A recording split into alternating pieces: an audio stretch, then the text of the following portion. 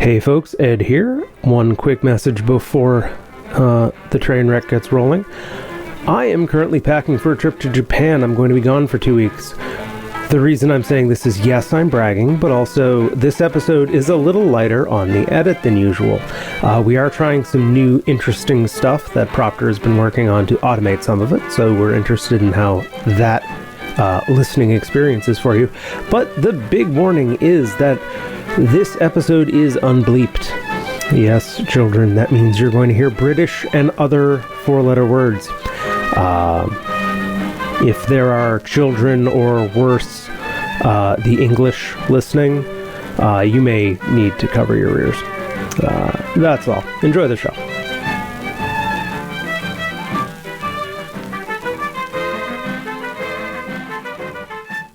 To a single ball, you are fucking up. Like, you should be winning every run out, and I'm beating you regularly, so what are you doing? But yeah, so there's that. Yeah, that sounds tiring. Yeah. Rogue fish and chips shops. They're a real problem, I hear. Oh, they nicked me haddock in it. Oi, bruv. Well, what you on about with the haddock? What? This catfish.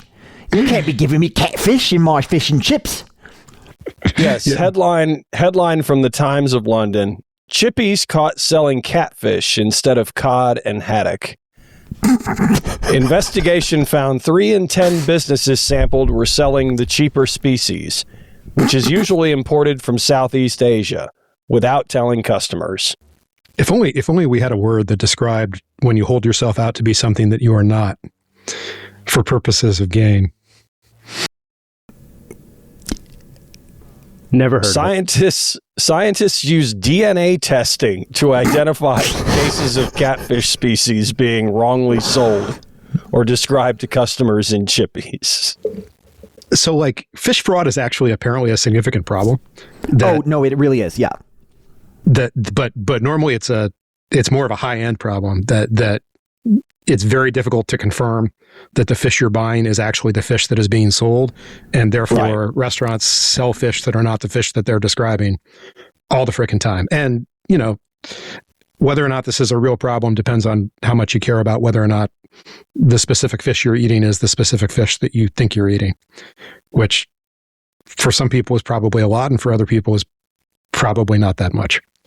It is very important to me personally that when I am buying a food item that is wrapped in an old newspaper, I know that I am getting the correct kind of fish. You know what? So I bet minimally, this is actually like not nothing in terms of like what you're eating.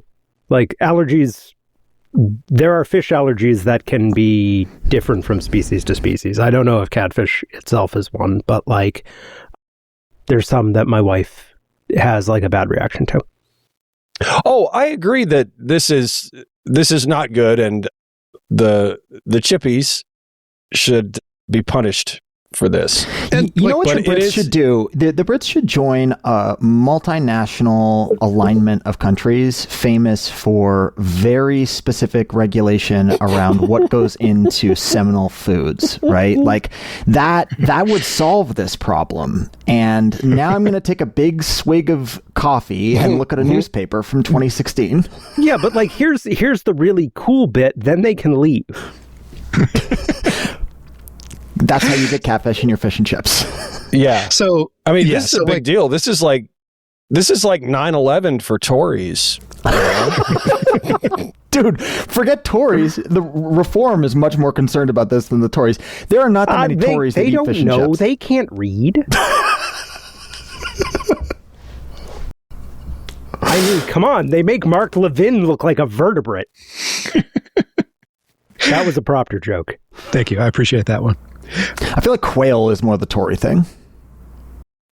No, like Dan Quayle, for his faults, he was at least like a person and not just like a skin draped over a robot made entirely out of racism. Like, there's a... Like, you have to... Like, that era of Republican... Like, sure, were they bad people? Yes.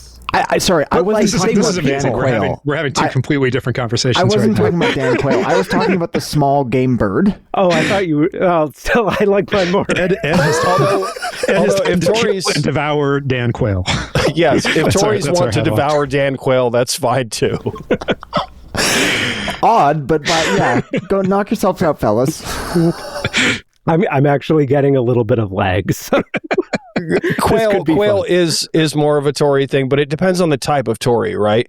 Like, are we talking Tories who eat at the fat duck, or are we talking about rural white trash Alabama or England Tories, right?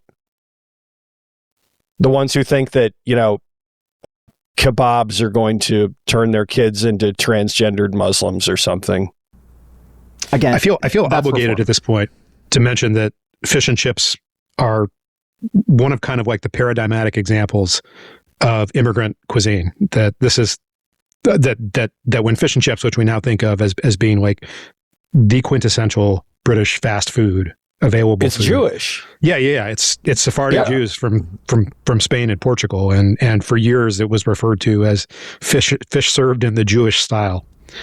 Yep. My other conclusion here is that the Sephardim have better food than the Ashkenazim. But, oh man, I don't know if we can just drop that kind of nuclear weapons grade take into the podcast.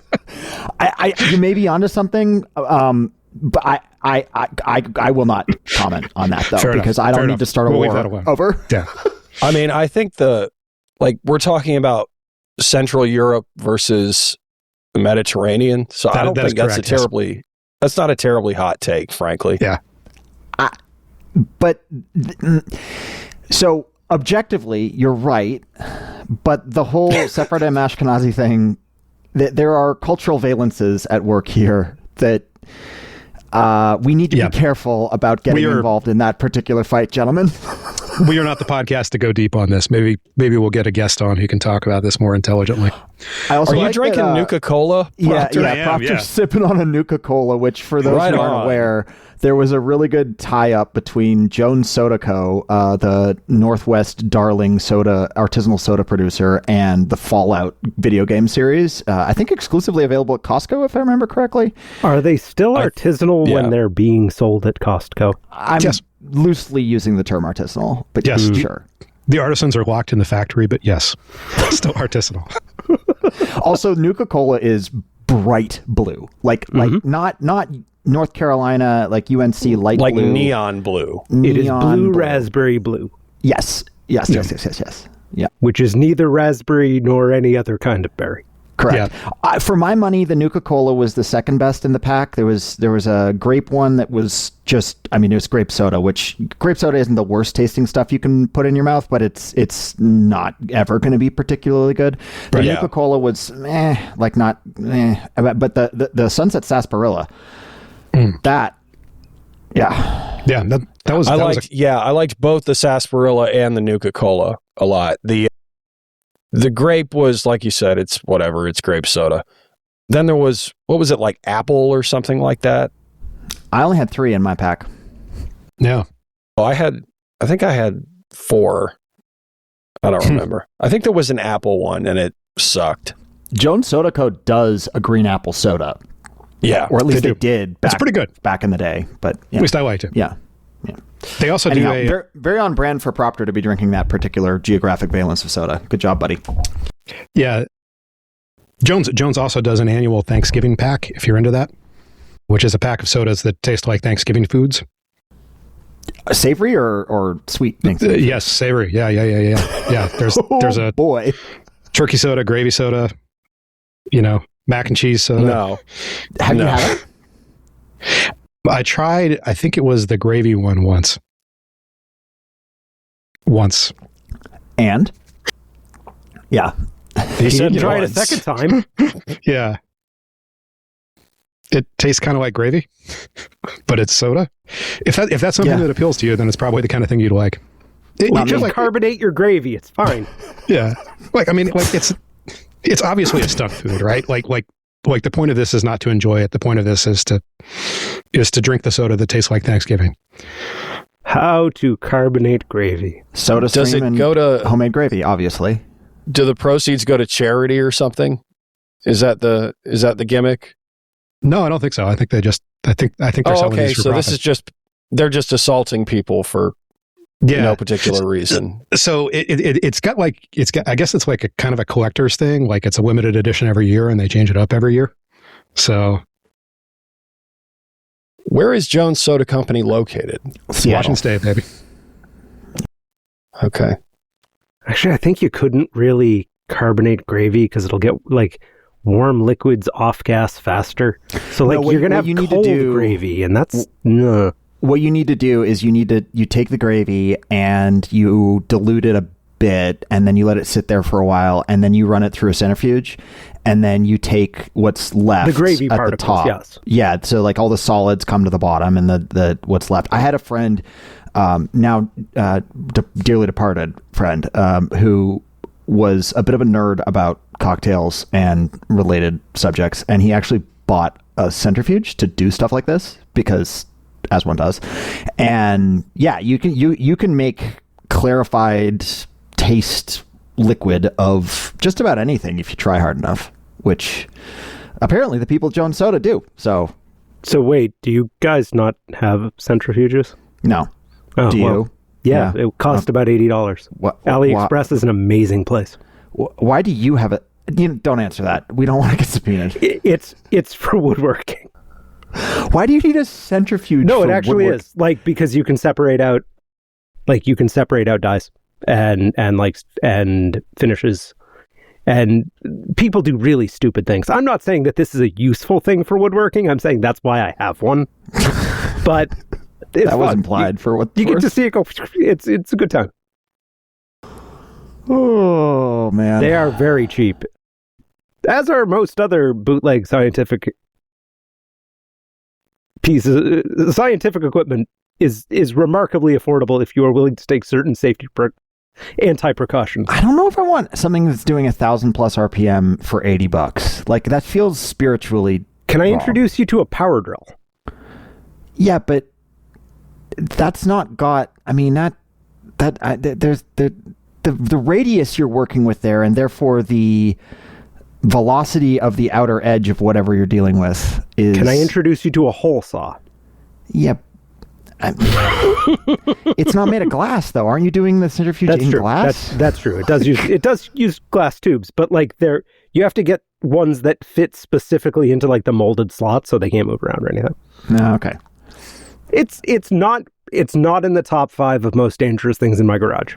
Yeah. Proctor, you're muted. Yeah, very muted. Motherfucker. On the one hand, Ed is making the case that this is nowhere close to the most dangerous thing he has in his house, and on the other hand, no, I'm just talking about the garage. And on the other hand, Ed's garage, I assume his whole house is a Rococo house of horrors that like we get the hazmat reports from Ed occasionally on his off-gas risk, which he has minimized, to be fair. I don't have any off-gas risk aside from wood finishing, right? I don't print an ABS. I keep all of that stuff out of the house. Now, when I get the external garage done, that's going to change some things. Because a load-bearing part of the external garage is a rated fume evac situation. I hope you're not literally going to use that as a load-bearing part of the external garage. Yes, we're going to just balance it to like the center roof post goes straight through the vents. It'll work great. All right. Well, how did we get to this from? How did we get to this from fish and chips? Because I was trying to carbonate gravy. Right. As one does. Yeah, Gosh, sure. what a tax. Yeah. Okay. Enough clowning around. We're done with all that.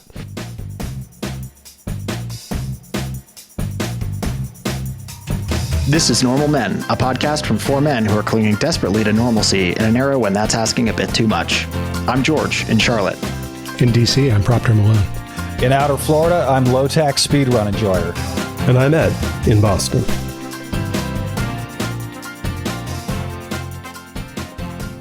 What happened this week, fellas? Anything interesting? No. That's the end of the episode. Bye, everyone. Jay Powell is never leaving the Federal Reserve. Yeah, just if you've seen The Wolf of Wall Street, I ain't leaving. Yeah. So, just to recap where we're at, the Fed chair's term expired. It just expired. And so the Trump administration gets to appoint a new Fed chair.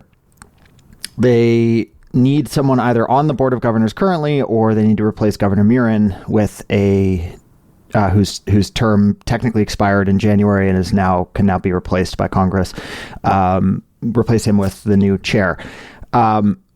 If Powell were to follow the typical, not the exclusive, but the typical path of former Fed chairs, he would step down from the board of governors and resign his seat. He's under no obligation to do so until 2028 when his term ends.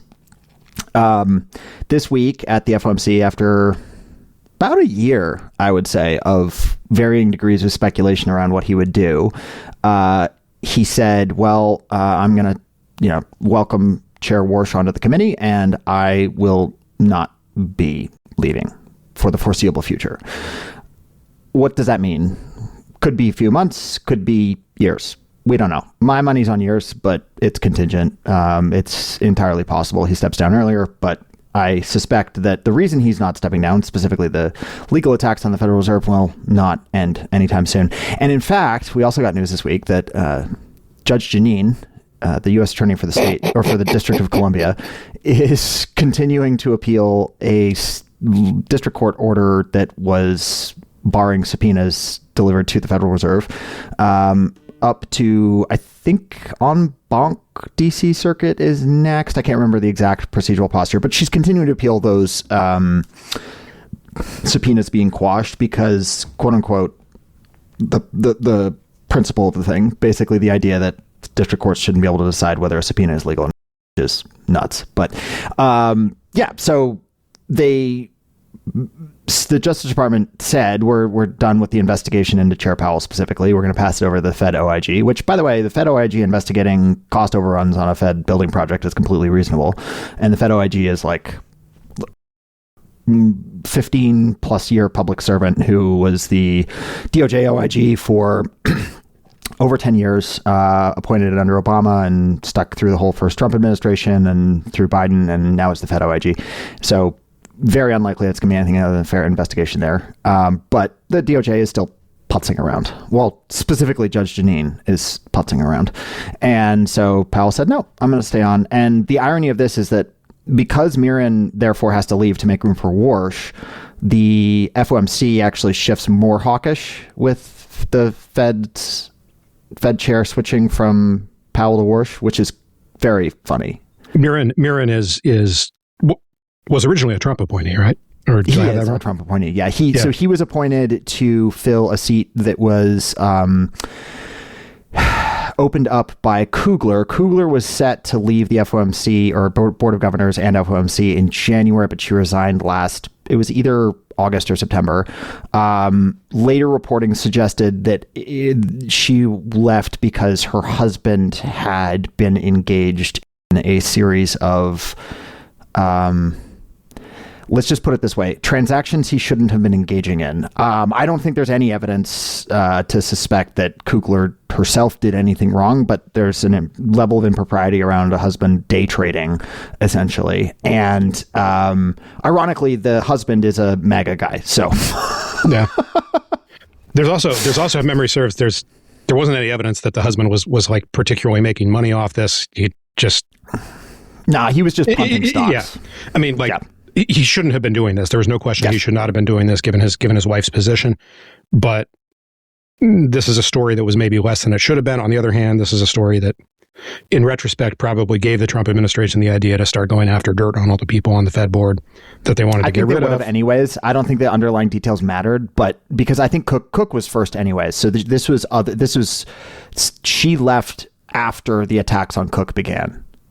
Yeah, I mean, we don't really know how this was percolating in the background, though, because at the time that we got the Kugler resignation, the story wasn't public at all.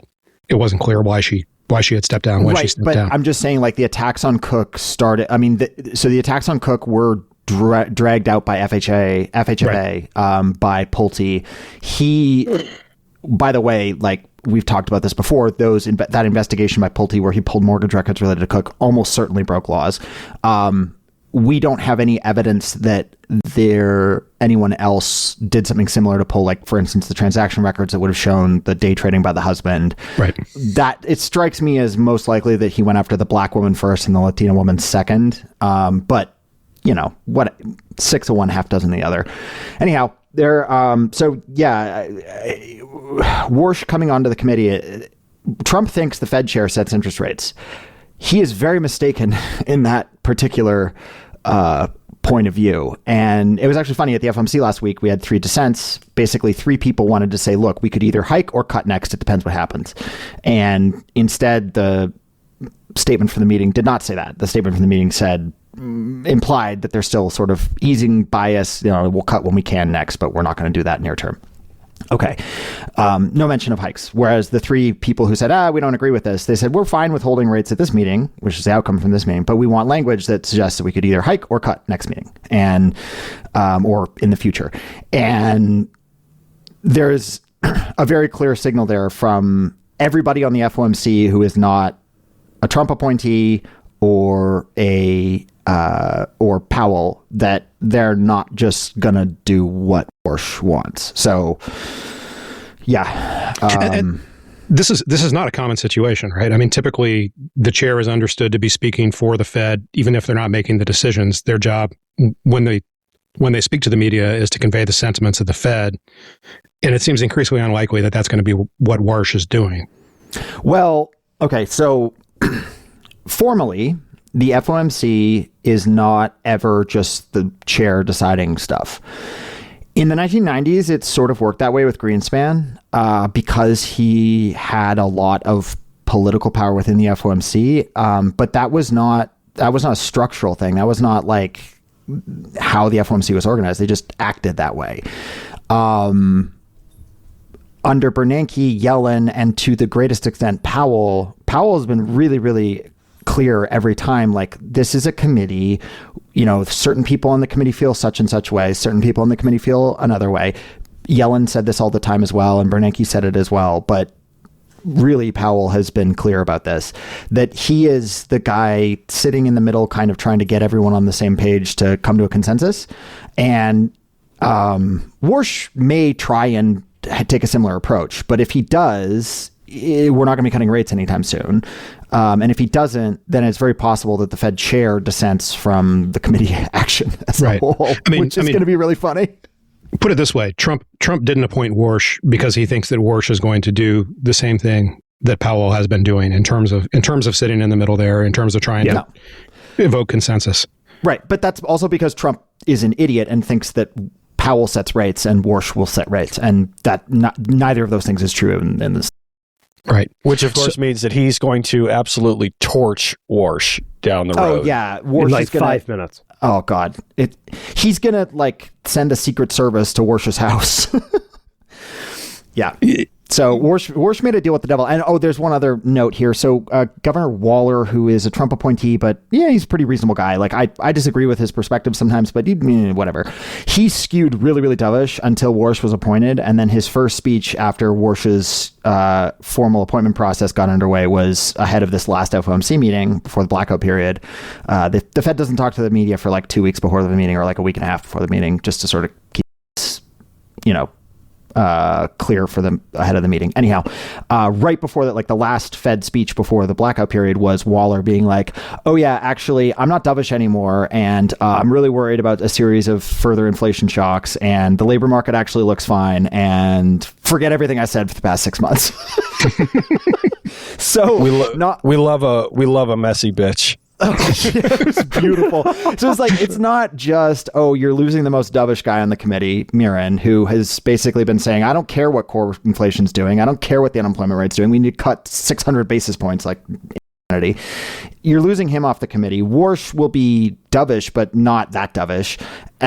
Waller has shifted, and Powell is now being very clear that he's like, I'm not going to be as restrained. I'm going to vote kind of different from that now. So yeah, just spectacular stuff from the president, folks. It's just they're calling him the greatest brain of all time. Anyhow, yeah, I mean, I think that stories like this, where you see these institutions that historically have done their deliberation relatively behind closed doors and tried to put on at least the impression of consensus in their public proclamations, or if not consensus, of very delineated disagreement. Like the Fed, like the Supreme Court, where we're now getting maybe more of a sense of some of the occasionally interpersonal dynamics that happen behind closed doors. And it seems likely we're going to see more of that from the Fed than we have in past years with this particular upcoming Fed. So I think an important thing to keep in mind is that economics is not anywhere close to as an adversarial thing as the law is.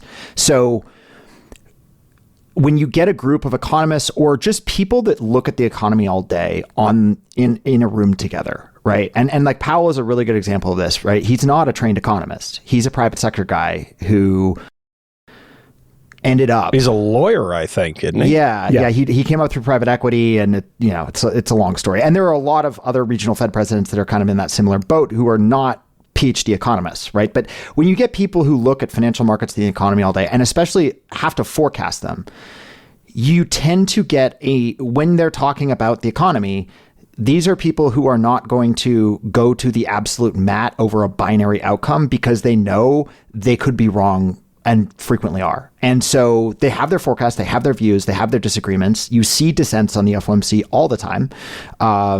3 dissents is unusual, like meeting this past week, but by all means, like disagreement is normal, and there are back and forths in public speeches.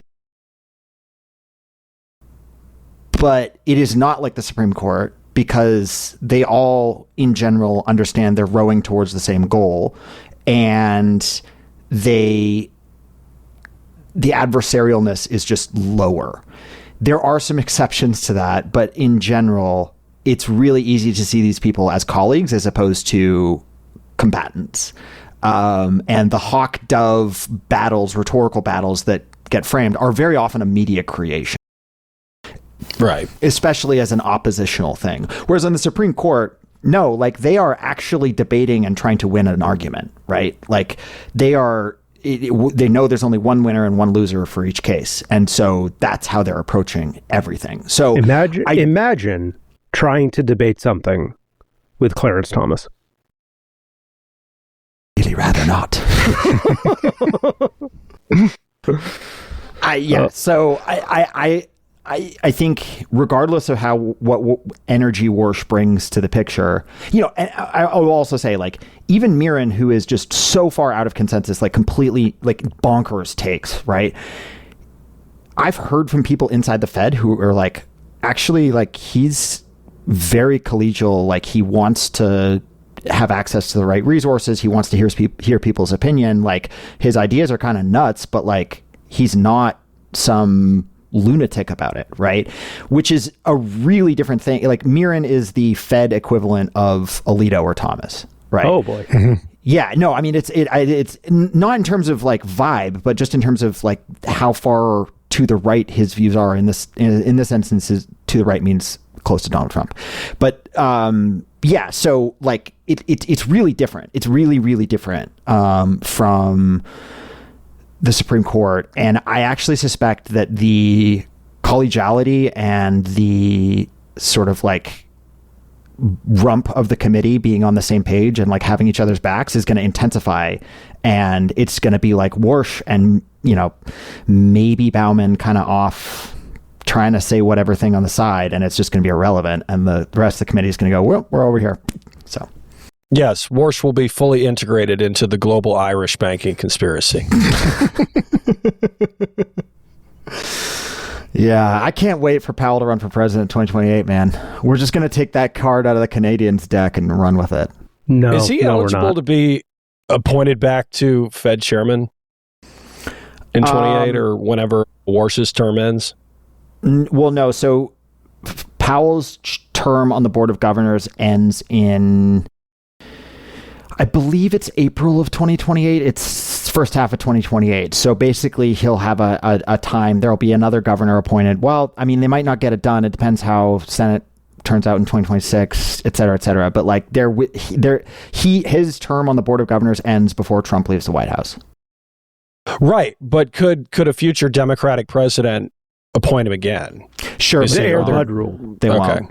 Yeah, they won't. And the reason is Powell at this point, there was a good story by Nick Timmeros in the Wall Street Journal today talking about how like he wanted to retire. He was like, I've done 2 terms as Fed chair. Like that is a, you know, the whole presidency ages you thing. Like same thing with the Fed chair. He's got just as much responsibility. I mean, it's not as life and death day to day. Like you don't have a nuclear football, but in economic terms it's pretty close. And he's lived through some wild economic times, right? So Powell doesn't want to be there any longer than he has to be. And I think he's probably, if you like in his heart of hearts, he's like, this is bullshit, man. Like, I just want to go drink a daiquiri and this motherfucker is making me stay on this fucking committee that I've been on for 15 fucking years.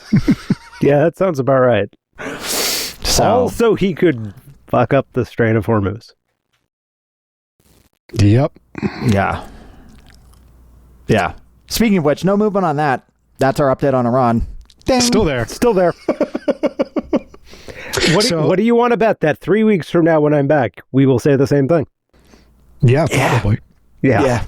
Almost. Although certainly. 3 weeks from now, if it's still closed 3 weeks from now, so just I ran the numbers and it's like we're missing 900 million barrels. You know, like it works out to about 14 million barrels a day in global liquids. Global liquids demand is like 105 million barrels a day. So you kind of got to net some stuff out, and you've got Yanbu and you've got the Emirati pipeline to the east side, and so, whatever. And back of the napkin, it's roughly we're missing 900 million barrels. Well, OECD commercial inventories coming in were like 2.8 billion barrels. So we're like a third of the way through that, and you can't run that to zero before bad stuff happens. Like just operating, just sort of flowing stuff around. You need some pretty big cushion there. In other words, like the Strait has been closed for 2 months. We're not going to have $120 barrel Brent in 2 months, right? If it stays closed another 2 months, we're going to hit convexity at some point. It's going to just rip. And I don't think it'll be this week. I don't think it'll be next week, but maybe the week after that. Like at some point here, we're going to hit the inflection point, and it's no longer like, oh, is the Strait open? Is the Strait closed? It's like, no, we don't have any barrels, and we will pay $200 for them. And right. We'll see. Anecdotally, it kind of seems like we're starting to see some movement in gas prices domestically. So, like that's started to bite in about the past week. Yeah, couple special factors exacerbating that. So the biggest thing is we've got some refinery outages in the Midwest, and the Midwest is totally insulated from global oil markets. The prices do get arbitraged, but they basically have captive Canadian crude that's flowing to them that doesn't really have anywhere else to go. And so Midwest refiners are running that plus some domestic U.S. supply, which out to the rest of the world. So but like the flip side of that is it's really hard to get supplies into the region. So when you have a couple of refineries go out, which is what's happened over the past couple of weeks, you see like really, really big inflection points in gas and diesel there. And that's what's happened. So there is special circumstances there, but yeah, crack spreads are still wide. They had narrowed pretty. Yeah, I know. We did a whole episode on it. You can go back. It's for some reason I find global liquids almost as off-putting, but for a completely different reason. So when we think of a barrel of oil, we think of like... No, I get it. For the listeners, I'm doing exposition here. It is unsettling. It looks unsettling too. I mean, crude oil is nasty stuff. But you think of a barrel of crude oil being like this uniform brown viscous liquid, right? And it's really like there's that, but there's also like liquefied petroleum gases, which are, I mean, think something similar to propane. It's not propane exactly, but vaguely in the neighborhood. You also have this like really wide range of crudes there, where it's like some stuff is basically tar and other stuff is pretty close to refined fuels. Like it's just this big thing. So when we say like liquid petroleum supply, that's like mostly crude oil and then some other stuff thrown on top, natural gas liquids, liquid petroleum gases, like that sort of stuff. I'm sure that's all like very important. I'm just over here thinking, I really wish my batteries didn't want a thermal event right now. I mean, you can get up to 80%, you're fine. Well, so funny enough, I got a letter yesterday saying that there is a dealer fix to modify the firmware or something. So I asked my dealer, does this mean this fixes the recall? They said no. So like that's how we're doing this right now. 80% is like fine, right? Have you talked to an attorney about it? I know that was on the menu. I did, and not great results. So I still have the car. Congrats. Yeah. Well, go Big Blue. Can we just like buy a BYD in this frigging country? I mean, you wouldn't have had this problem if you'd just gone full electric to begin with and gotten a F-150 Mustang or something. Yeah, do you know what I would have had instead? Double the friggin' car payment. You have no idea how cheap this car was. A Slate's coming to and save now you, we know why. Yeah, although watch a Big Blue and others find out they have a battery issue on the fully electric ones too. I mean, I'm 42,000 miles in, and I know there are people on the subreddit who, there was one guy I saw who had driven his Lightning like 150,000 miles in under 2 years. It was crazy. It was like unbelievable. People were doing the math and were like, how are you doing this? And no issues whatsoever. I mean, that's great. Which is how electric cars should work on paper, but yeah, right. I mean, one of the big promises of the great electrification was that long-term maintenance would be better because there's fewer moving parts. Yeah. So we're not really far enough in. I mean, tires, that's it. I mean, I think, so I've seen rankings on vehicle reliability, and the Lightning generally does not do very well. But at the same time, like, cars are really well made nowadays. You know, oh, yeah. even really unreliable brands, like with the possible exception of Land Rover and Tesla, you know, most cars are probably going to get you 120 to 150,000 miles at a bare minimum. Oh yeah. And, you know, like reliability is a complicated concept, right? Like you've got sort of like point reliability at relatively low mileage, and then you have how long can you drive this thing before everything starts to fail? And, you know, it's a good thing if you have a car that you can drive a long way before everything starts to fail, and then everything starts to fail at once. That's fine. That's the kind of intended end of life cycle for a car. Ideally, those things would be easy to replace, but like that's not necessarily a failure of engineering if you have things that start to fall apart eventually. Uh-oh, we have breaking news from Ed. Oh no. Don't put this on me. I just happened to be looking. You put it in the chat. Yeah, well, thoughts and prayers, I guess, to Rudy Giuliani, who is currently hospitalized in critical but stable condition. We're thinking and praying about the stable part. We're thinking and we're praying. Let's not get bogged down in details. So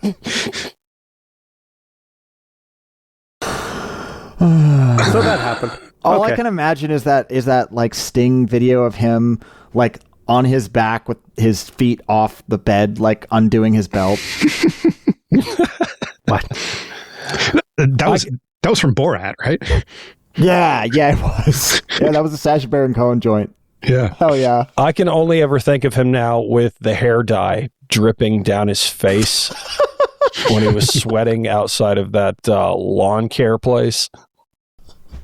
Four Seasons landscaping. Four Seasons total landscaping. Yes. Yep. Some quality advance work by somebody there. He's an amazing guy, you know? Like 9/11 happens and he becomes, you know, America's mayor and all this bullshit. And people love him. He has huge approvals and all this stuff. And then he just becomes this weird little goblin creature at some point in the Trump era. And everybody despises him now. It's amazing. I mean, they despised him on 9/10 too. Yes, that's true. But I mean, all New York mayors are typically despised.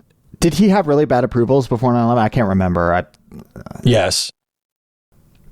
Remember, the New York mayoralty is the French presidency of the United States, right? You know, you get elected, no one's terribly happy about it. And then within 5 minutes, your approval rating is like negative, and everybody wants to throw you off a bridge and stuff. Mamdani has lasted like 8 minutes, so you know he's doing pretty well. It's really exciting.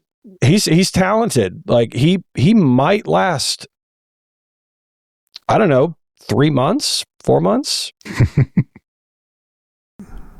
I mean, 48% approval rating is not terrible. That's the most recent figure I could find from a quick Google. And I mean, that's not bad.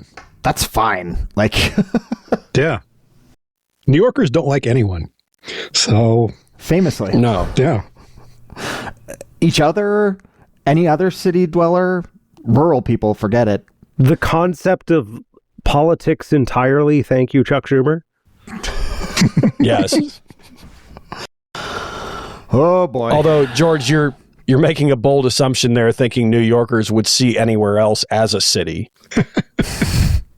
Yeah, that's part of it. So we got some exciting cruise ship news I want to talk about briefly. This is either going to sound really stupid and in a couple days by the time this episode comes out, or it's going to sound forward-looking. There was a cruise ship going from Argentina to South Africa that had 6 people on it get sick with hantavirus, of whom 3 died. Tell us about the hantavirus. So hantavirus is normally a disease that you get from rodent droppings.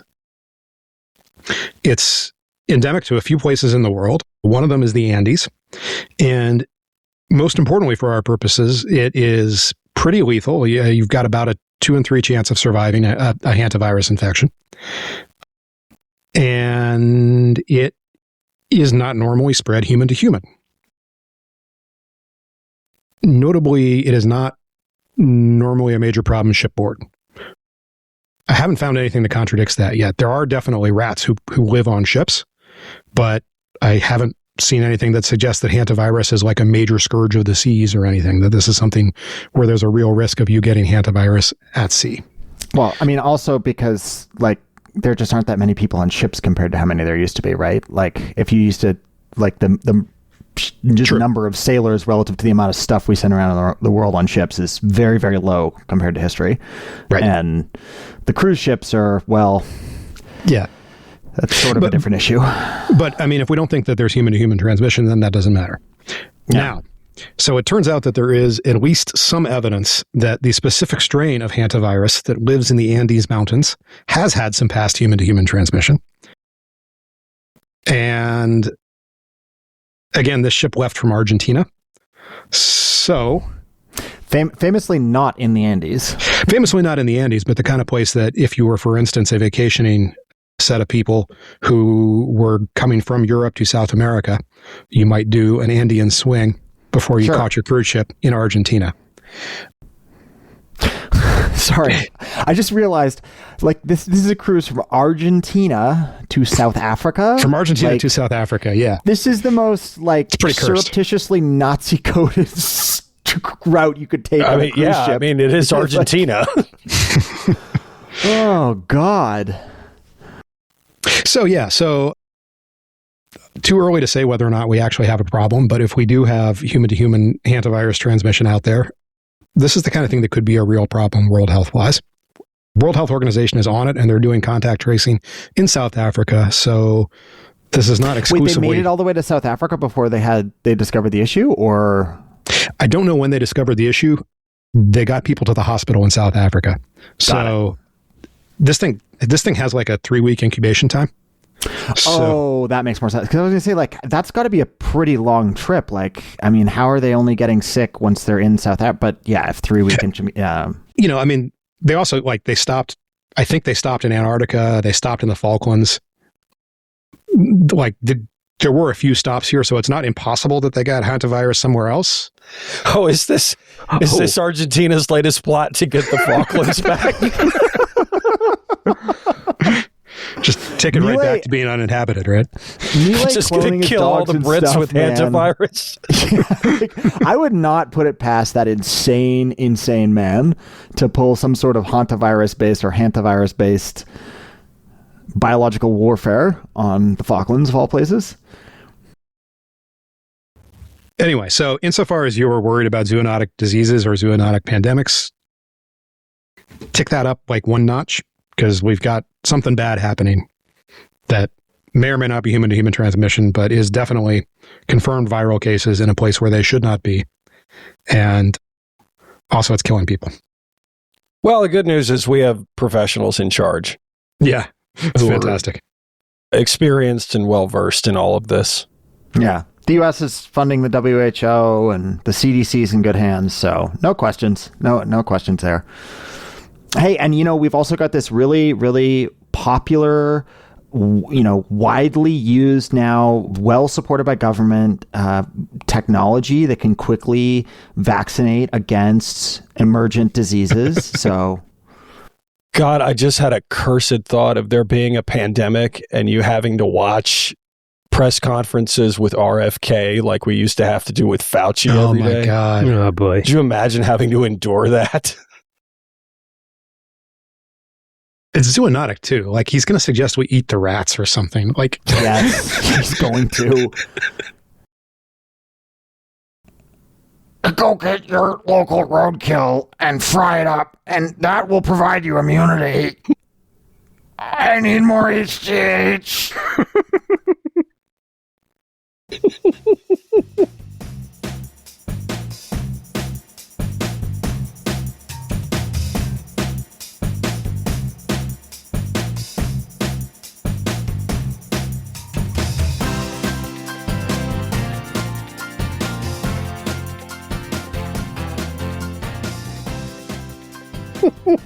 we also had some exciting things happen up in the Northeast.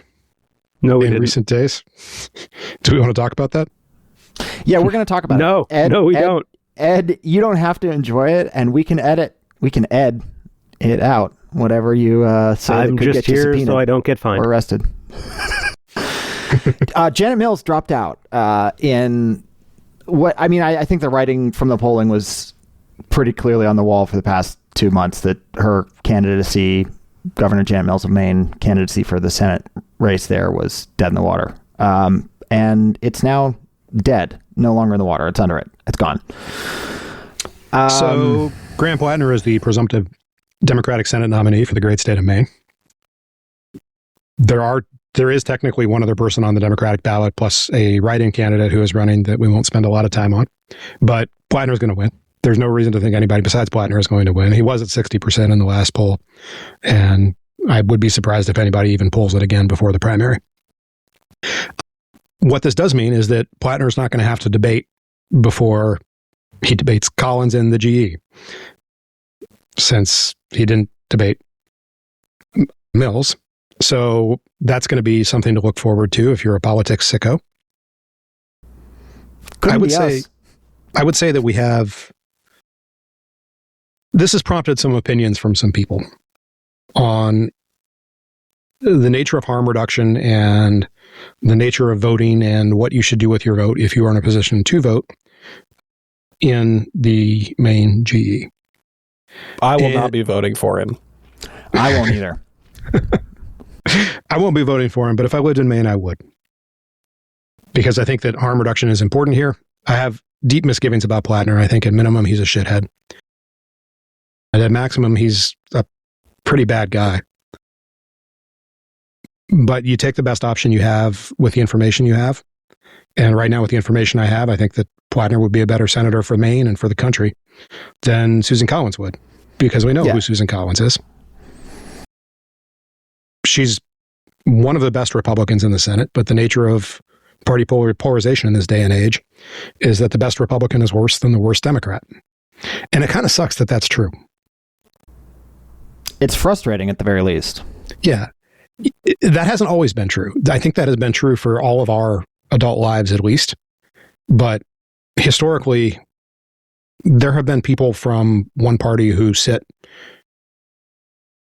inside of the other party's spread on a variety of issues. Even though, for instance, during the Civil Rights era, the Democratic Party was clearly better than the Republican Party on civil rights. There were Republicans who were good on civil rights, and there were Democrats who were really bad on civil rights. There was just more spread in terms of ideological commitments in both parties back then than there is now. I don't know if it makes sense to mourn that, because I don't think we're getting back there anytime soon. We've moved towards strict party sorting, and it's hard to see how that breaks, barring some issues becoming extremely salient that, for whatever reason, split party coalitions. So far, every splitter type issue we've directed at the current matrix of party coalitions has just resulted in it being absorbed by one party or the other, and one party moving towards that issue. And we're basically still just straight sorted. Hard to see how that changes. It will change at some point. It will, because politics is a dynamic equilibrium game. There is no such thing as a permanent equilibrium in the great game to decide who gets to do what at the, point of a sword of government. But I don't think it's changing anytime soon. So, what do you do if your options on the ballot are people that you don't care for? And I suggest moving. I did. It's worked out fantastic for me. That's an option. I think if it were, I'm with Proctor. I think if I had a vote, I would not be thrilled about this, but I would vote for Oyster Boy. I would too. He's better than... It helps that I'm a college football fan. Like, I've had to deal with morally compromised people watching them parade around my entire life. So yeah, see, I've been a fan of good sports. So, like those upstanding Canadians. Yeah, so all those upstanding hockey players. Yeah. I mean, look. Actually, I'm not going to say that on air. I'll leave that one to the philosophers to wonder about. I'm just going to say, okay. But yeah, move out of Maine. It's good. If you think... There's teeth here. If you think about a hypothetical future where he's the 52nd or 51st Democrat in the Senate, he has to be so bad on so much to be worse than that body remaining in Republican control. He has to be so bad. I honestly think I would crawl across broken glass to vote against Fetterman in a Pennsylvania Senate primary if I lived in Pennsylvania. I think the guy is terrible. He is right in line with the party on a huge number of issues, and as bad as just awful as he is on Israel and Palestine, and as big of a troll as he is, and as many Trump nominees as he's voted with. And on immigration. On immigration, he's not great. But there's a ton of issues where he's right in line with the party. And he is therefore better than any Republican alternative. It doesn't matter. In a primary, it's a completely different story. Go to hell. I don't care if it's Connor Lamb, and many apologies to Connor Lamb from myself and many other people.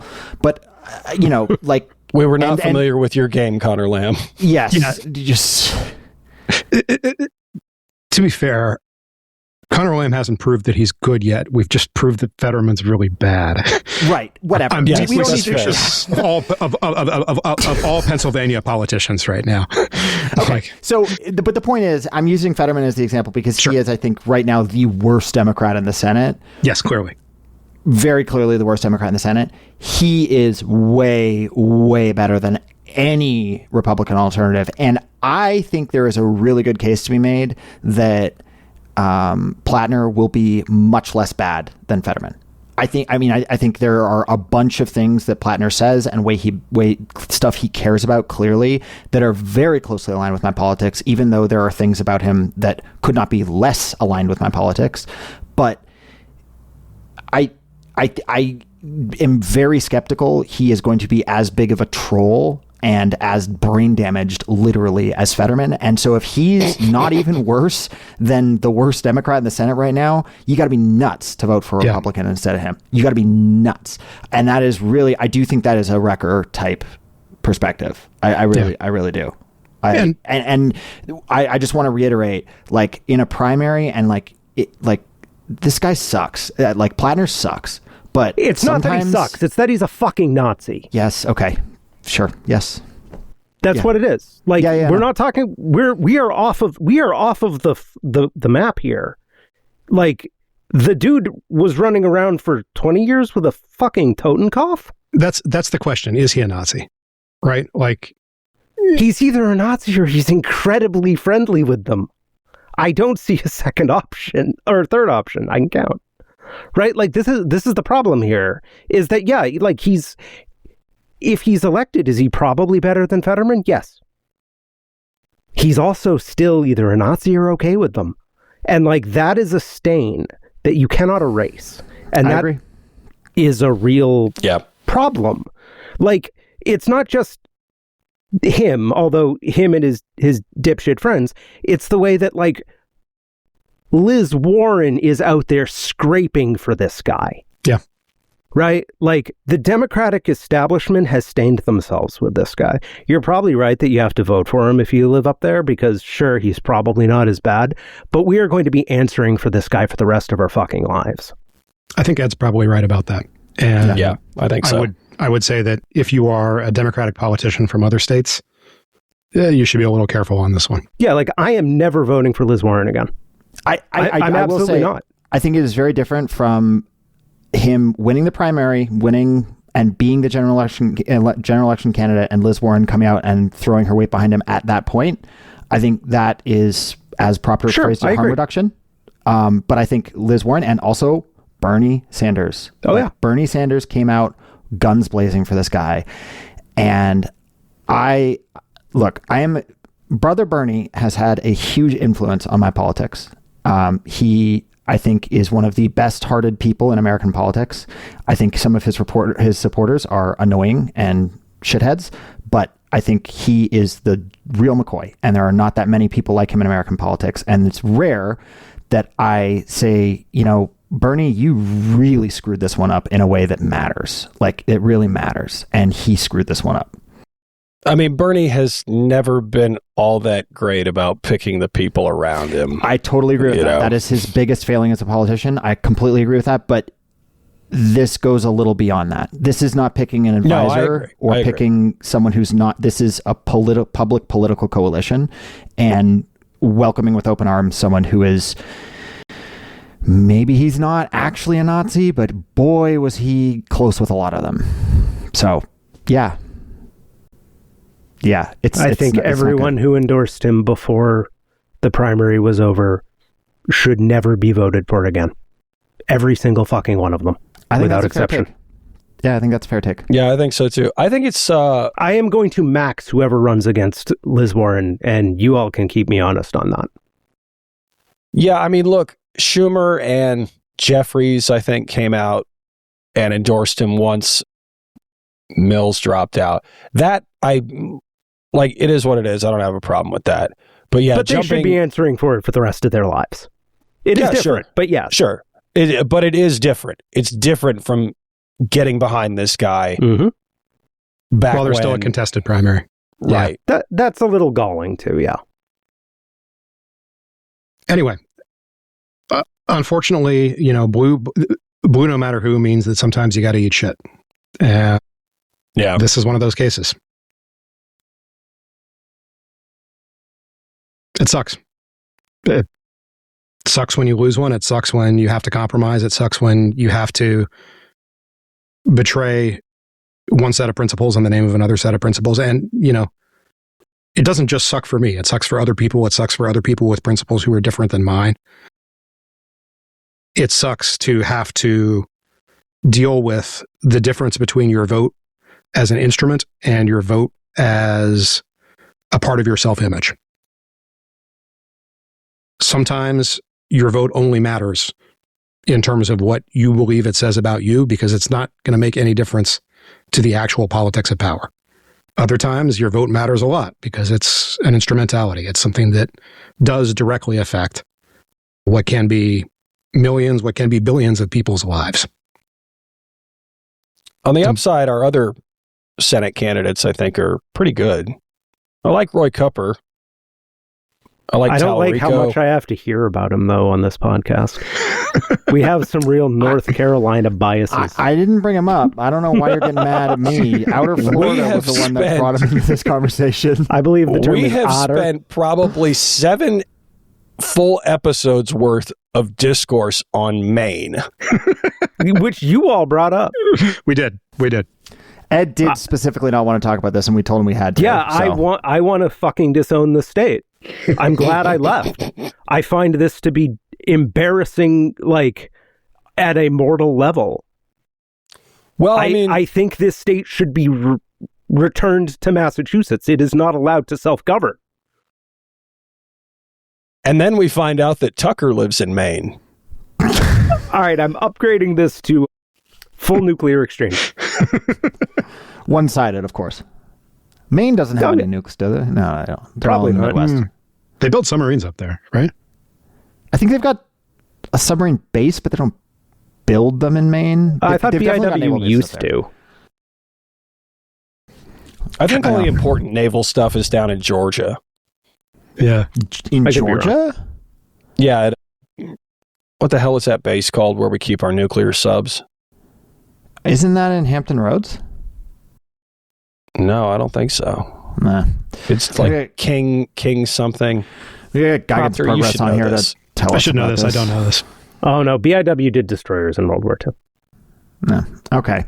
All right. So our lack of knowledge about the military-industrial complex with respect to the Eastern Seaboard is now on full display, and no one's happy about that. Our other Senate candidates are good, though. Our other Senate candidates are good. We've got Cupper. We've got Tallarico. We've got Salmon Lady in Alaska. We've got Sherrod Brown. Good old Sherrod is coming back in Ohio. Where are we at on pricing for that right now? I'm not that like prediction market pricing is necessarily anything more than consensus, but I still think the consensus is interesting. I haven't seen any prediction markets. The polling looked like it was probably 50-50, 55-45. Polymarket's right got it 60-40 Dem right now. Yeah. Oh wow. I'm actually surprised it's that high. I'm surprised it's that high and that Senate Dem isn't higher, honestly. Do we know who's going to get the nomination in Iowa? We do not. Actually, we don't, but the candidate that announced this week is really, really good. He's a pastor from a local, well, good in terms of like super electable.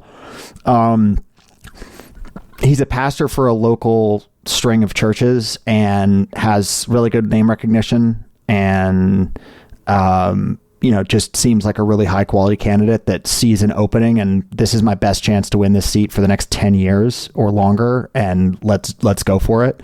I think that's Indiana you're talking about, not Iowa, for what it's worth. Give me a second. Because Iowa, we're really outing ourselves on middle this of may the country geography. Nope. No. Hold on. We live in one of those stupid corn states. You're talking about David Green, right? Give me a second. This is the problem with using your Blue Sky feed as external memory marker. I'm talking about Adam Hamilton, and he's from Kansas. Kansas. Can we just edit this out? Like, please, whoever's doing the edit, I can't do the edit this week, so. The other corn state. I mean, confusing Iowa and Kansas is, for the record, very forgivable territory. Like, come on. They're both squares full of corn. Like, if you would swap to Iowa and Ohio, we would have a problem. But honestly, once you get out to Iowa and like points west/south, look, I'm just saying other states need to have their governance revoked as well. Kansas versus Nebraska versus one of the Dakotas, sure. But Kansas versus Iowa, nah, I'm not giving you that one. Look, I tried to help George. He's leaving in shame now, but you know. All right. So anyway, we have exciting Midwest candidates. We're not quite sure where they are. We're a little hazy on who they are, but we're excited about them. That's actually true. I look forward to finding out more about our Midwest candidates as we determine which of them have a real shot. Yeah, no, that's about right. I mean, with where Trump's approval is right now, like, it's conceivable that you're competitive in Kansas. Yeah. Like, Kansas is one of those states where if things line up just right, you get the right environment and stuff, you can pull it off. It's, I mean, the timing is right for people to be mad about fertilizer prices, right? Yes. So here's hoping. And Alaska, again, all the salmon you can farm. just vote for Peltola. For those who may not be in online left politics quite so much, Mary Peltola is the former representative from Alaska who ran on the slogan pro-choice, pro-fish. And did the fish get a choice? I hope not, man. So, you know, she's great. We're big Peltola fans on this podcast. She would be intensely frustrating if she lived in a state that wasn't Alaska. But because she lives in Alaska, we love her. I don't know. If she lived in Idaho, we'd build her a statue. Yeah, that's true, actually. She's in a red state. Like, put it this way, like, she and Marie Gluesenkamp-Perez voted the same kind of a lot. So, like, however you feel about MGP maps pretty well to how you should feel about Peltola, except that Peltola lives in a place that, you know. Also, Peltola doesn't sell meth. Well, there's that. But she probably does want to shoot sea lions. I'm kind of with her on the sea lion thing. She's right on the sea lions. I'm not a big fan of the sea lions. Or the Detroit Lions. Come on, you can't hate on the Detroit Lions. Why not? Because it's Detroit. Like, you can't hate on it. Everybody, the Republicans all hate on Detroit and stuff. Leave poor Detroit alone. But this isn't Detroit. This is their football team. Yeah, I know, but think of all the repulsive teams in that division, though. Like, you've got the Packers, the Bears. I guess the Vikings are okay, but are they? No, that division's cursed. No, not really. I would have handed it to them if they hadn't got Brett Favre. I was going to say, like, that seems damning. Not as damning as certain other things we've discussed on this podcast today. Yeah. But, you know, pretty bad. I don't know. I bet Brett Favre's got worse tattoos than a Totenkopf. He hasn't exactly covered himself in glory in recent years. Mostly welfare fraud. Yeah. Yeah, I was going to say, at least Graham Plattner is not stealing Medicaid money from poor people and stuff. Right. Are you sure? Well, he's not in office yet. Have we checked on COVID stimulus? Sorry, was that too true? No, I mean, that's a fair question. We probably should have done a little bit more oppo on the guy with Nazi tattoos. I am one Jesus. People in Maine should vote for him.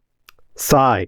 But I really do wonder what the oppo is going to look like here. How is this guy a bartender in D.C. on Capitol Hill and nobody's got fucking oppo on him? We're all just gesticulating over here. Nothing we're going to say on a microphone, but yeah.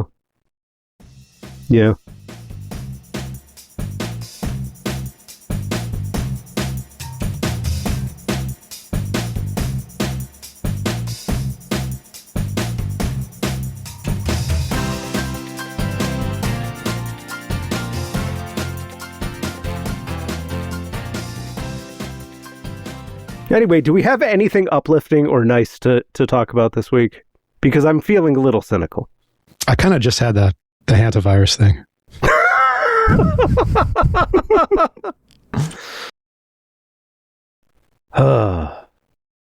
We're doing great, folks. We're doing great. Depending on your valence, the earnings results this week from the biggest tech companies are either fantastic news and the economy is looking like it's going to have some AI capex rocket fuel for at least another year or two, or really, really terrible news because you think AI is basically a devil technology and should be banned, et cetera, et cetera. We've already read your posts on Blue Sky. You do not need to follow up again. Okay, so... All right, I got my Fed segment earlier, so we don't have to No, I don't mean you. I mean the people who are going to complain about the AI. Please continue. Okay. Yeah, that did seem kind of mean, Ed. Yeah, no, that was at our posting enemies. That's not a joke. Okay. I actually didn't read George's posts. Come on. Yeah, he never does. It's fine. I only read posts to comically misunderstand them. No, you only read my posts so you can yell at me about the PlayStation 2. Yeah, well, you deserve to be yelled at. Yeah, you're very wrong on that, man. I'm sorry. What was all the the take? consoles all the consoles after the Super Nintendo and before the PS4 were trash. I don't have a way to evaluate that. Just trash games, like weird Halo, polygonal. what? Just Halo alone, it makes that wrong. No, Halo sucks. No, yep.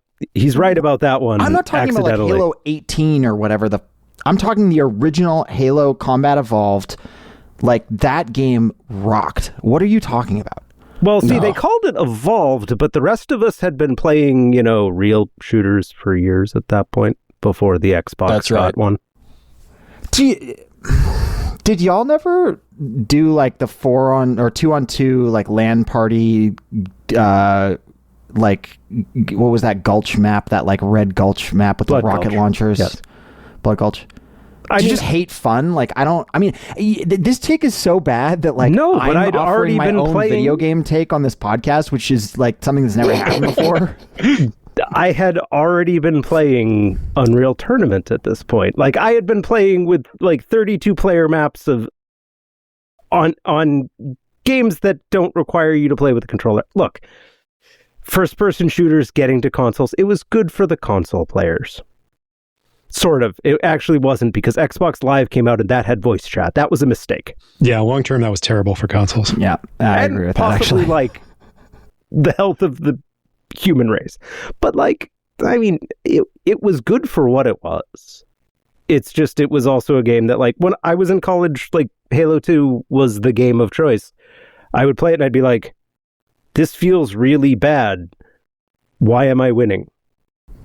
Right? Like, it was not built. It was an evolutionary misstep for the college set. That didn't make any sense. I'll try again. All of Whatever. the Sony slop fans are accusing me of being a Halo fanboy. I have never touched Halo in my life. In fairness, you did sound like it. We played COD United Offensive in that time period for multiplayer. Okay. We did not play Halo. I can get behind that. Wasn't mine, but Half-Life already existed, so like I was busy. But oh no, your takes are about to get worse, aren't they? Oh, what about Half-Life? I have no real opinion on Half-Life. Okay. You made a face, and I was like, oh no, we're not doing this. No, my buddy got me a copy of Half-Life on Steam one time, and I played it for like an hour, and I was like, it's fine.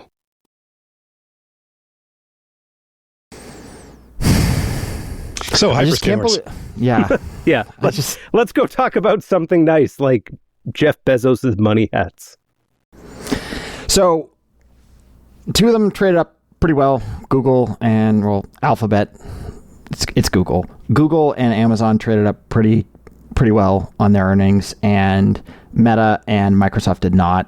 They both traded about 6% lower, 6 or 9% for Meta on the earnings reaction, 6% for Microsoft. But the key thing Meta is really doesn't have legs. Yeah, they're all continuing to raise guidance. They're all saying, capex is going to keep growing, and so, until that changes, this is just gonna keep happening. Microsoft has like 680, I think is the number, 686 billion, 683 billion of remaining performance obligations. What that is contracted revenue that you haven't earned yet. So like you've got an agreement for someone to pay you, but like you can't book it as revenue until they actually pay you under accounting rules. But RPO kind of gives you an idea of, what that number looks like. And like a quarter of it is in the next 12 months half of it is in the next 12 months, I think. And, that's just so much money. That's just so much money. Like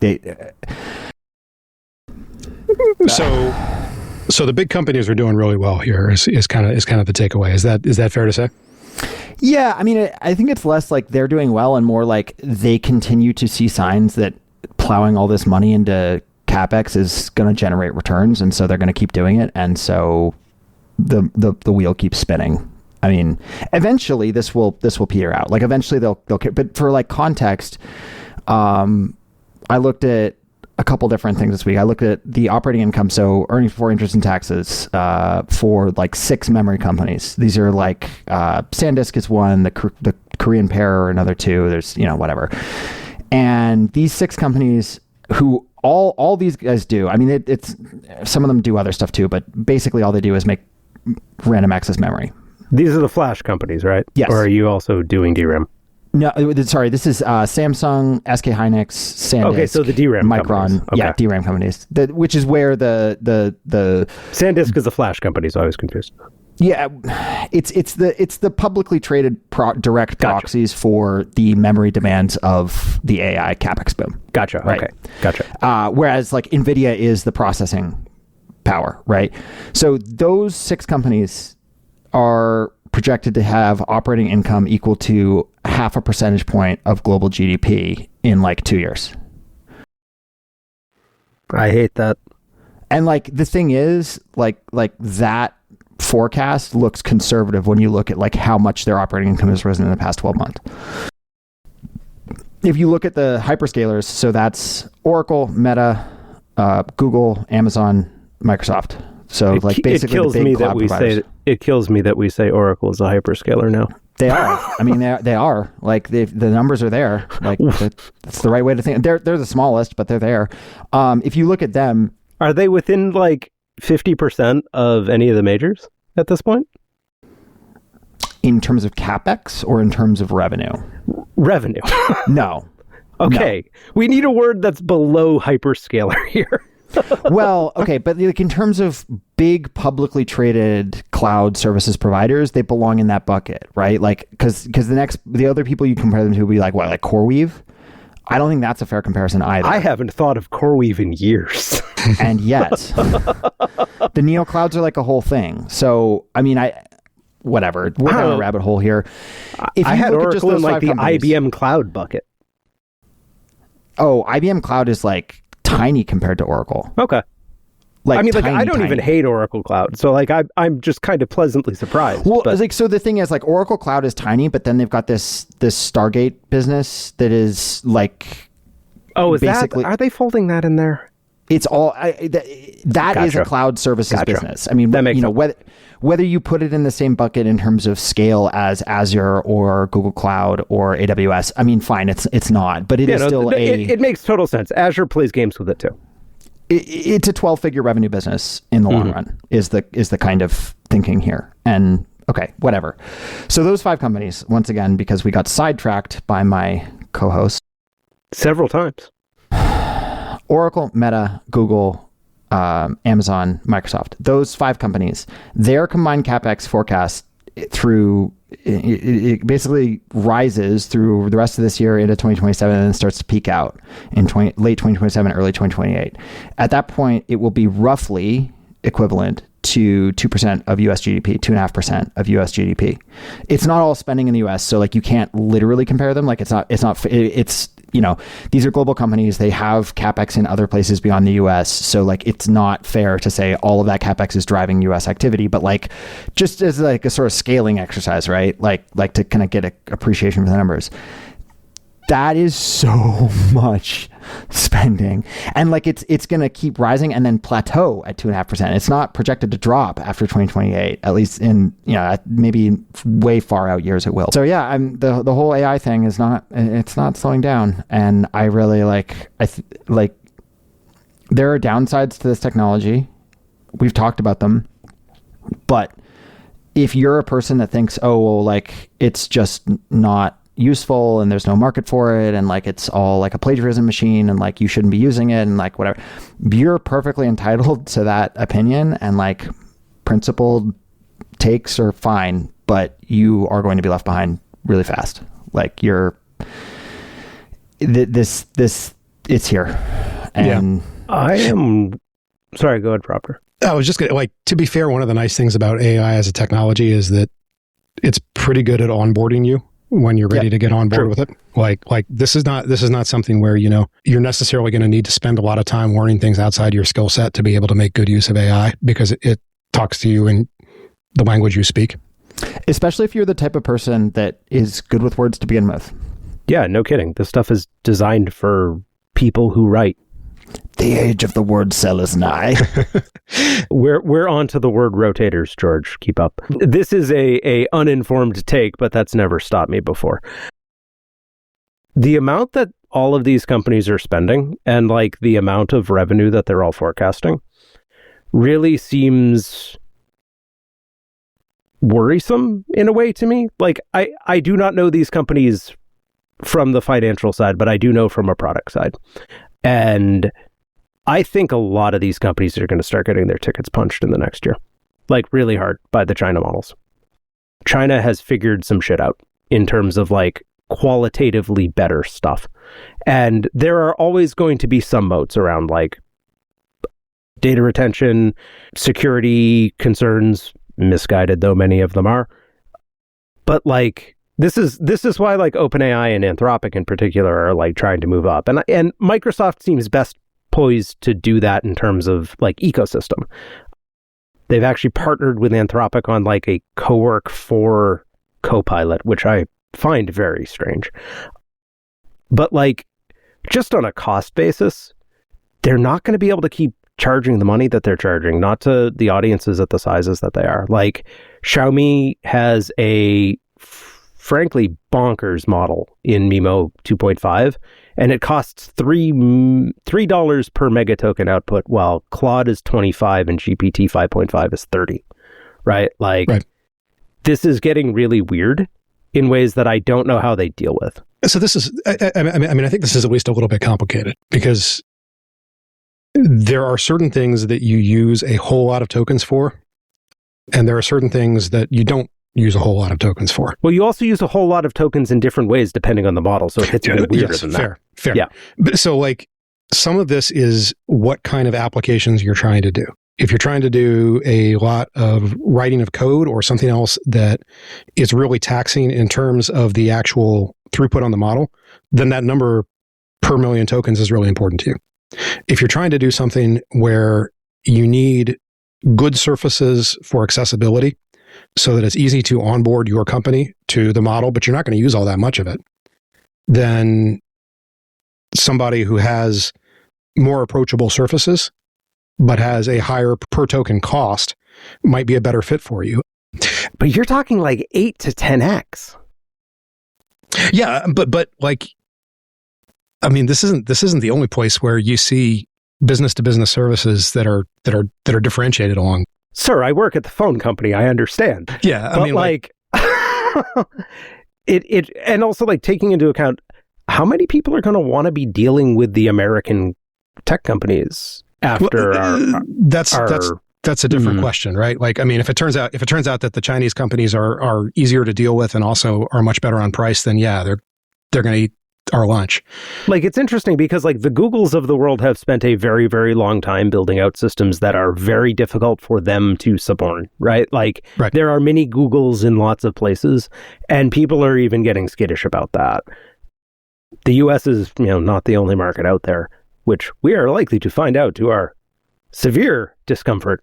But like, I struggle to see it pencil out because like, I agree with you right now in terms of the, like, is a company going to come on and quote unquote do AI and spend a ton of tokens right now? Probably not. But the way that all of these things are designed is they want you to spend more tokens over time. And so you start getting into either these are captive plays, or you're going to start looking for places to cut that budget. I can tell you that where I am, they very recently capped everyone's Claude spend at $50 a week, which that's getting to the caveman banging two rocks together stage of things. and like, that's purely just on the cash shock, right? Yeah. Like I'm like, there are good reasons to be using, US based companies for that stuff, but that's still pretty wild. Yeah. And insofar as that's a major throttle point, that's going to be a problem. And it may be that eventually the pricing model is going to have to move. The multi-billion, maybe multi-trillion dollar question here is, to what extent does utility to the buyer scale with tokens? Mm-hmm. And for some use cases, it's a very direct scaling. It is clear that cost to the provider company scales with tokens. That's unambiguous, right? I mean, I think it's actually sublinear for them, but that's because of like resource batching and weird shit. Sure. Maybe it's a muted scaling, but still, basically, the more tokens you're using, the more it costs Anthropic to serve you those tokens. So I think that in terms of pricing plays, we're going to see a lot of interesting things about what companies are trying to do to fit one to the other. Some of the applications that one can imagine for this don't necessarily use a lot of tokens, either in the initial state or in the steady state. And some use a gigantic amount. We talked about this before. Like, I'm pretty bullish on the utility of the kind of model that you can run on a box in your basement. In a year or two, it's easy to imagine that consumer grade hardware is going to be able to run a model that you can get for free, that is going to be able to do what you want it to do for most purposes. It's not going to be the frontier model. It's not going to be as smart as the smartest thing out there, but it's going to be able to do the kinds of things that you can do right now with Claude. You're too soon. Like the RAM, I think you're right about it, but it's like 2030, just because of like being able to get access to. Okay, to so maybe it's 4 years, maybe it's 6 years. Like it doesn't really change the underlying argument. I agree. Right? In terms of like individual things, I'm a lot less certain about. Like, you start getting into things like data homing and where your compute lives for companies, that starts being weird, right? Like, one of the things that I am waiting for Apple to get their ducks in a row and release a Mac Studio, because I want to throw 256 gigs of RAM at things. Mm-hmm. Mostly models. But like, that's going to be a rather tough, pill to swallow for a lot of people. And like, centralized governance and stuff is really basically making models work with working together is the hard part right now, which is why, co-work exists. It's why OpenAI is chasing up with Codex. Why, again, Microsoft might actually win because they're here first. The thing that's hard is that the moats are really shallow now, because like, you can go build a reasonable knockoff of these things as long as you can get enough GPUs. And that's a really weird spot to be in. I'm not saying that they won't make money or that they're all going to disappear or anything, but it feels weird. Yeah, it feels like there's a lot of fragility there. And at the same time, that fragility is being coupled with like George said, this gigantic capex. And, to some extent, the capex gives you some reduction in that fragility. You're buying things that are presumably not purpose-built to the extent that they're not going to be useful for somebody, even in the event. No, they're very general purpose. That the case you're building them for doesn't work out exactly like you thought. Mm-hmm. So, like, those are those are real assets that exist in a way that is less ephemeral than maybe we're used to talking about with tech company assets. It's not dependent on market share. It's well, there's depreciation. The canonical example for tech company assets that were generally useful would be the fiber build out in the late 1990s, early 2000s, right? Which, that doesn't really depreciate. I mean, it does, but like not fast, right? Yeah. Fiber lasts decades. These GPUs and the powered shells around them the powered shells will last 30 plus years.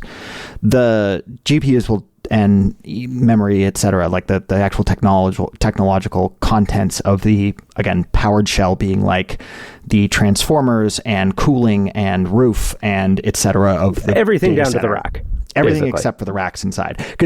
Because once you have that powered shell, like you can put anything inside, technologically speaking. You can put whatever combination of GPUs, CPUs, data systems that you want. The powered shell is not the most expensive part, but is sort of the hardest to build because you have to deal with like the political reality of building a big thing somewhere. Then once you have that thing built, you can put almost anything in it. And I think that's where, like that compute right now, today, anybody that tells you that they think that, there's no actual demand for all these data centers, they don't know what they're talking about. Like they are woefully, hilariously misinformed. Now, will eventually there be too much powered shell, let alone, and all the technology inside built relative to what's actually needed in a world where you can get a good enough model on your home PC, essentially, right? As Proctor was talking about earlier. Oh, like for sure. I think we'll get there. It's a long way away right now. And that's sort of where it comes back to these earnings calls this week is like, they're still raising capex guidance.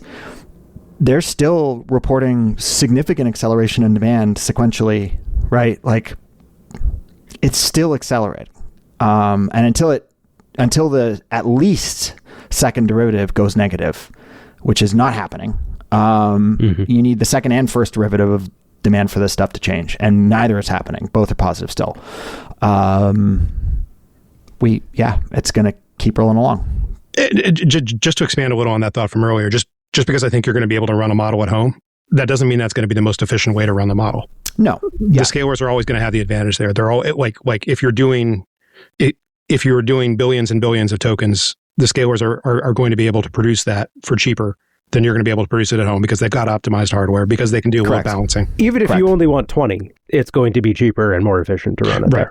But what it means, if you can do it at home, is that the scalers are not going to be able to capture monopoly rents. Correct. Yes.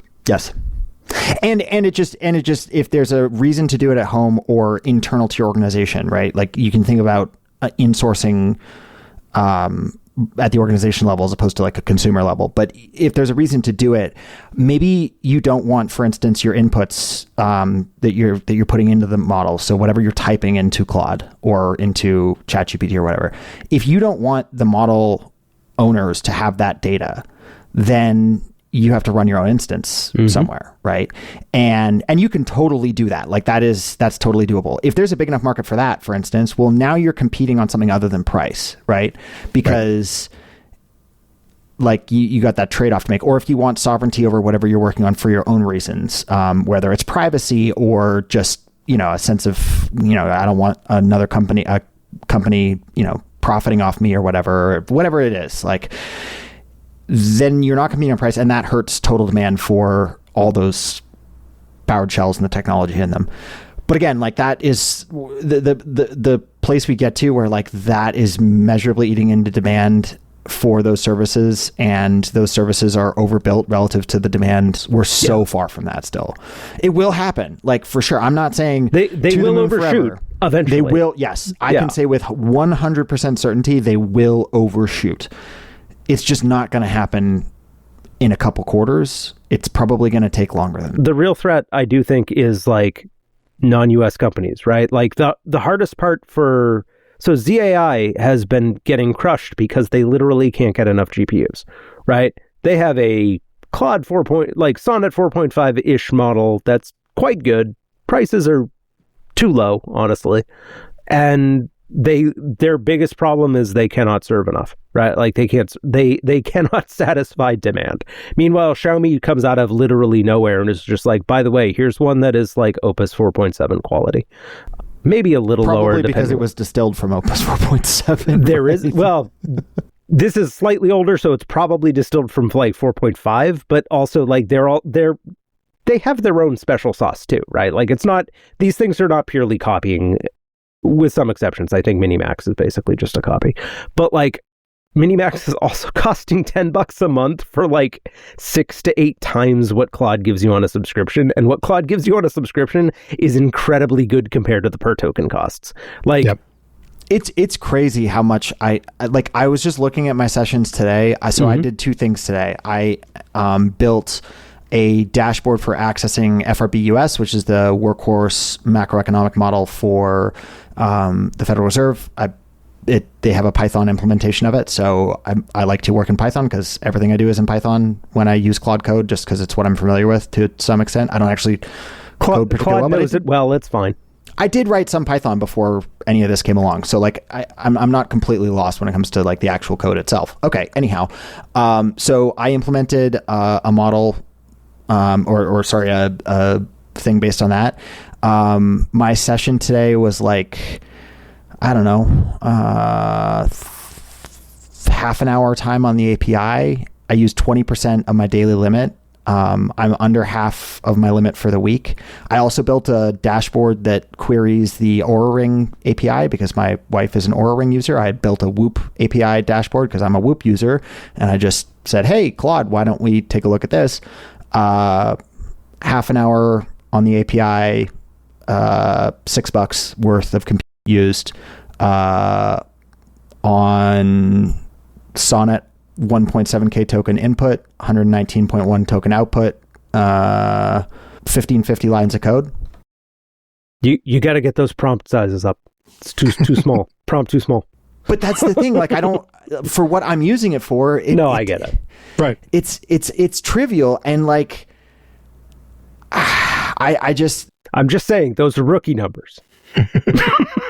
Low Tax is taking a nap. He's literally got his hat over his face. Perfect. This is the worst shit ever. Yeah, it's going to get worse. George is spending $6. I'm over here. I have a session that has 19 hours of API time. Oh, God. Wall clock time of 1 day, 14 hours. If I was paying API rates, this would be $1,260. I pay $200 a month. Now, if I was at work, I would be paying $1,260 for this. But yeah, like that's where they're making their money is they're definitely not losing money on me. But like the fact that same workload, even if you assume it was like 30% less efficient if it was on Xiaomi, like, because their models are really good. That's what, $900 difference? Yeah. For a substantial amount of work. Like I'm building a Claude Code replacement. This is not the longest run I've done in the last 2 weeks.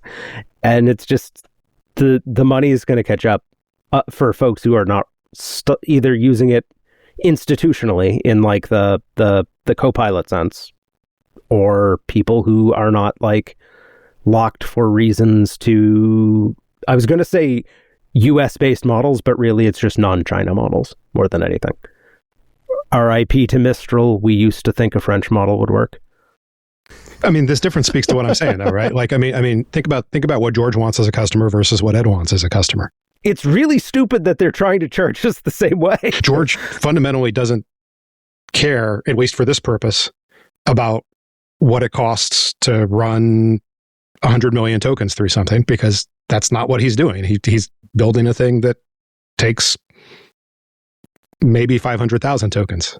And then he's done building it, and then he goes and does something else that isn't that.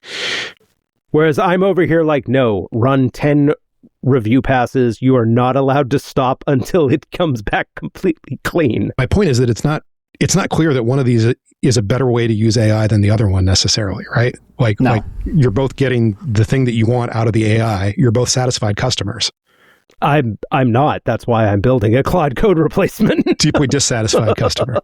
But like that kind of speaks to the divergence in the pricing models, and also is why I think some of the subscription stuff might be better for the AI companies than is generally being acknowledged, because they're totally fine. Edzitron is full of shit. They're totally fine. Just to close this out, we will get a look at how fine they are, because both OpenAI and Anthropic are going to IPO this year. So that will come with real disclosure. Like, real can't avoid it. I can't wait, because Xiaomi's right there, right? Like, they're a big boy company. They are one of the big boy companies, and they are charging $3 a million. So one thing I will say, anytime you see a product out of China, it's not crazy low. That's my point, though. That's what everyone's pricing it at, in that sort of size tier. Like, the big thing is that, like, Anthropic's very small model, Haiku, is kind of shit. Like, if you look at OpenAI, their smaller models are also kind of priced in that same tier. It's just the Chinese models are kicking their ass. Your point is, like for like, that Chinese models are cheaper and better output per dollar in, right? Substitutable. Fine. Whatever. Your cost of switching to the Chinese model goes down, right? Mm-hmm. Right. Okay. This has been true of every industry that China has tried to play in, and generally been successful at playing in, for the past 20 years. Like, that is a subsidized number. That number that Xiaomi is throwing at you is not the real number. That's not the cost. Of course not. Right? Like, but OpenAI's aren't either. No, they're not, but they're closer to the marginal cost than whatever Xiaomi's number is. Sure. Right. I bet that. Like OpenAI and Anthropic have received government subsidies in a vague sense of, like, there is an industrial policy around like caring about AI. And there's been lots of R&D that's been done on dime, and without that, we wouldn't have Anthropic or OpenAI. Okay, yes, there have been subsidies to those companies, but, like, compared to the active subsidies that China offers its corporate sector, like, I just, it's not even in the same realm. So, like, right, but how do you square that against, like, VC, right? Like, VCs for the last 20 years have been, I am going to use this word imprecisely. I apologize if it does not fit technically. They have been dumping for the last 20 years, right? Like, that's the entire Blitzscale model. Like, I do wonder how much, because like, China absolutely subsidizes industries like crazy, but, like, VCs also subsidized Hyperito taxis for a very, very long time. Well, I mean, Ed, when did DoorDash IPO? DoorDash IPO, 2020. Right. Like, they were not receiving what I would describe as a quote unquote VC funding anytime for a while up to that. Like VC funding is early stage. By the time they're getting close to IPO and then IPOing, they're no longer, it's not VC subsidized. The tech industry in general, yes, has pursued they were funded at a 400 million Series H in June 2020. Yes, a Series H is no longer VC. You can call it VC if you want. I mean, fair. It's not VC, right? And this is like the blurring of public and private that has become so endemic in growth investing. Anthropic is raising at a $900 billion valuation this week per reporting. I don't care who is involved. That's not venture capital anymore. Okay. Right? That's front running the IPO. That's all that is. That's fair. Like that is investing in a well-established business with very, very clear benchmarking that is headed for a public market IPO, and you're getting in at a good price because it's good to have friends. That makes sense. But was that true 18 months ago? It's been true for roughly 50. No, I mean, like, was it true for Anthropic 18 months ago? Because, like, how much of this is them just, like, burning cash to build market? To get back to the broader point you're making, which I think is a fair one, that one of the business strategies that tech has pursued, and it's not just VC-backed companies, but tech in general has pursued a business strategy of underpricing to stimulate demand. Once you get people locked in and using your service repeatedly, then you raise prices on them. Uber is like a great example of this. DoorDash, all the food delivery companies, and the AI stuff is absolutely as well. Like 100%. The problem is this only works if there is no alternative to substitute to. I think Ed has been quite compelling on the idea that there are going to be alternatives. I think it's fair to describe that as a subsidy because you're sort of like moving, like it's an intertemporal subsidy is sort of the way to think about it. Oh, but, that's an excellent word. Right? Like you're pulling forward, like you're locking people in with a teaser rate, and then anyhow, you're banking on it being more of a pain in the ass to switch than the money is worth. Right. Exactly. Yeah. Yep. Exactly. Whereas the Chinese model is no, just make the marginal cost lower and do that by government subsidy, direct and indirect, mostly indirect, but some direct as well, to lower the cost of providing whatever the good or service is. And it's that means working at scale for China is that's one aspect of it. Yeah, that's one aspect of it for sure. There are others too. I mean, like China can pull a lot of levers to make stuff cheaper. I mean, it's just that simple, right? There are lots of examples of this changing, right? If you look at some of the online education names, like there was an entire economic ecosystem that built up around basically hyper performance for students in China via private companies that got people up to speed better and got you a better score on the test. And the Chinese government just decided, actually, no, we're not doing that anymore. And the industry disappeared overnight.